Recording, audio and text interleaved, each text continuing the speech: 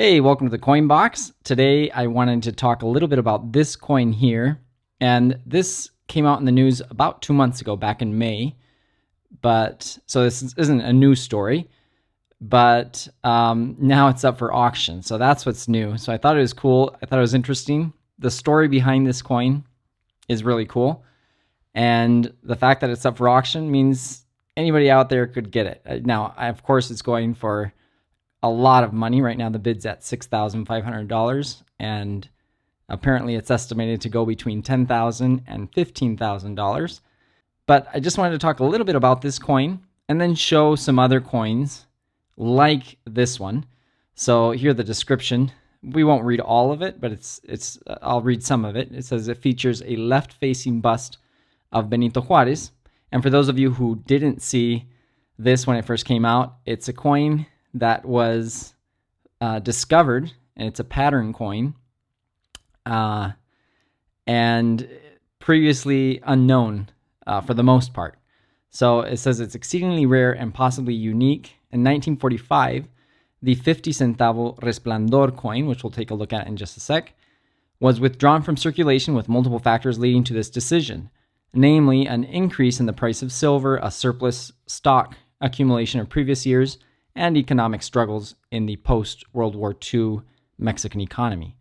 In that same year, the Resplandor peso was also demonetized. 2 years later, with the market stabilized, the decree of the 19th of September of 1947 was passed, authorizing the coining or the minting of denominations in the amount of 50 centavos, 1 peso, and 5 peso coins, with many patterns being prepared by the mint in Mexico City. And here are several of the apparently known, I think these are the known patterns. Yeah, here's the copper nickel 50 cent pattern from 1945 and others. Only two major denominations were approved: the Cacheton peso, which we'll also look at in just a minute here, the Cuauhtemoc 5 pesos, which is a very popular coin. So only those two. The interesting part of the story is that despite the known 1945 50 centavos pattern, the government decree foresaw a different design and metal. Pablo Luna, who is a very young numismatist, I don't have the pleasure of having met him in person yet. Hopefully I will someday soon. But he is young but very knowledgeable and has written this book in 2018, Las pruebas de la moneda mexicana del siglo XX, so the Mexican pattern coinage from the 20th century.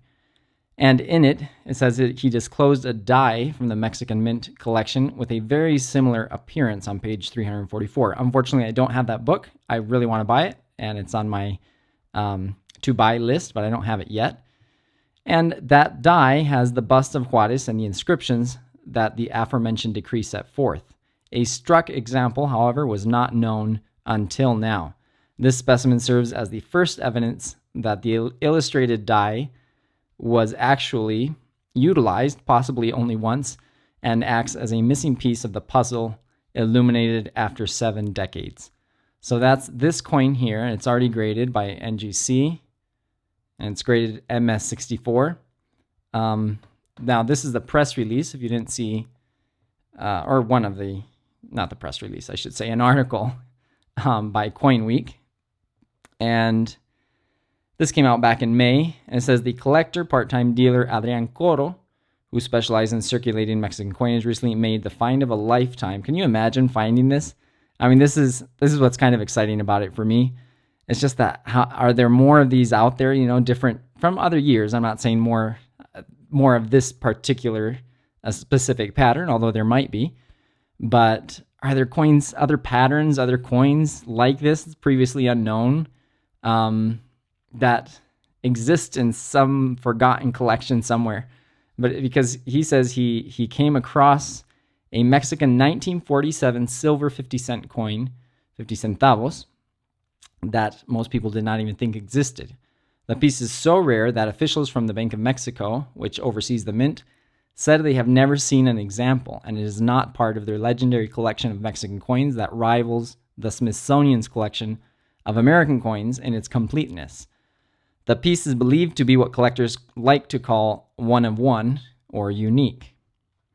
Apparently, he took it to the Fun Show in Florida and had it graded or submitted there to NGC. And it's crazy. It says that after purchasing it as part of a large collection of Mexican coins from someone who had been a serious collector from the 1950s and the 70s. So apparently he bought this large collection from a collector from the 50s and 70s, and found this coin in that collection. And it says that when it came back, NGC said it was a silver pattern piece, MS64, and with all these specifications. Somewhere here, I read, maybe I skipped over it somewhere.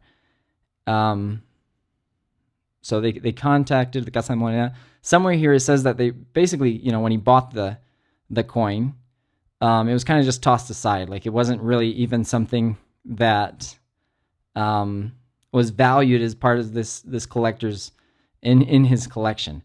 I'm scanning quickly, but I can't find it where it says that. But it's really interesting how this coin just all of a sudden, this pattern was just all of a sudden discovered, and now it's up for auction. Stacks Bowers, and I guess this is the lot number here, 34466. So if anyone has a large amount of cash just lying around, go ahead and bid on this pattern coin if you're interested. It's kind of the excitement of coin collecting, numismatics in general. Like, what's all the variety that's out there, known, unknown, patterns, proof coins, mintage, and then you talk about mintages. It's just, there's so much variety, and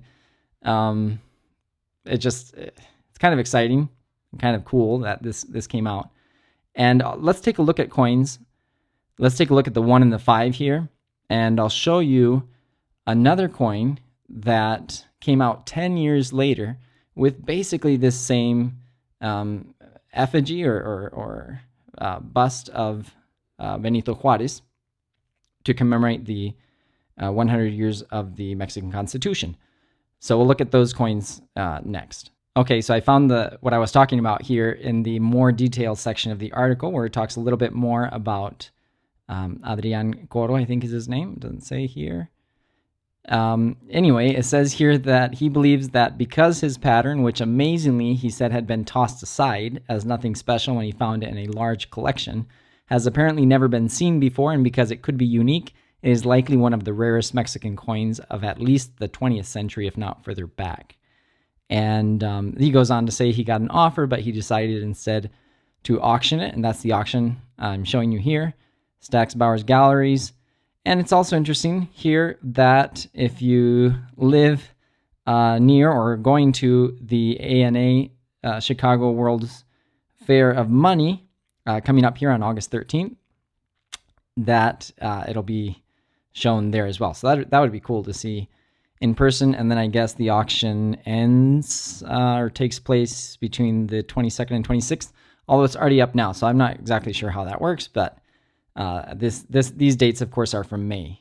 So I'm not sure if this is still current information, but it does say it was on display at these different expos, and it will be, I think, at the ANA Chicago's World's Fair of Money in this August 13th through 19th. Okay, so here are some coins mentioned in the article, and we'll start with this 50-cent coin. So this was the last year of the Resplandor 50-cent coin. This is a 1945. And these were minted, I don't have the figures right now, but they were minted by the millions. And with a similar design here, we have the peso. So this one in particular is a beautiful, beautiful coin. This is a 1945. These are still very popular. The 1945 are some of the most common and most easily or readily available, and at the best price too. But this one's just beautiful, and the design is beautiful, very popular. But in 1945, after a almost 30-year run, these were demonetized, and so then there was not another 50-cent coin until 1950. So that's where this pattern comes in, because in 1947, they were going to apparently make a 50-cent coin with the bust of Juarez, like this one here, and like we see on the pattern. This one didn't come out actually till 10 years after that, in 1957, and we see the coat of arms there is much different, a different design, but a different eagle and everything. But the bust here is pretty much the same. I mean, I can't say identical, but it's pretty much the same, except for maybe here the shoulder on the other one on the pattern coin has the name Juarez right below the bust here. But so in 1947, we just get a 1 peso coin, and you'll see the similarities here between this one and the proof coin in style and the lettering and everything. So this is 1 peso, and the silver content was dropped to 50% from the Resplandor, which was 72% on the peso, and from 72% also to 50% on this pattern coin that we see. And so on the eagle here, we see the same design, same eagle as the pattern coin. So you can see definitely the similarities. I mean, obviously, it's the different denomination and a different bust. This one's Morelos. This one's the one they call the cacheton because of his big cheeks. And then we have also the 5 peso coin, which is a very popular, I have 2 of them out right here, but this one's a very popular coin. Just look, a very striking design with Cuauhtemoc, not Cuauhtemoc. You can say Cuauhtemoc if you want, but it's Cuauhtemoc here. This is 90% silver, 1947, 30 grams. We flip it over, and there's, I like this eagle, this coat of arms. So that's this one from 1947. So you can see here the similarities. Let me pick both of them up. So you can see the design is pretty much the same. Here are the 2 coat of arms. This is the 5 peso on the left, the 1 peso, and then of course the pattern would have been the 50 cent. And you can see it's the same coat of arms.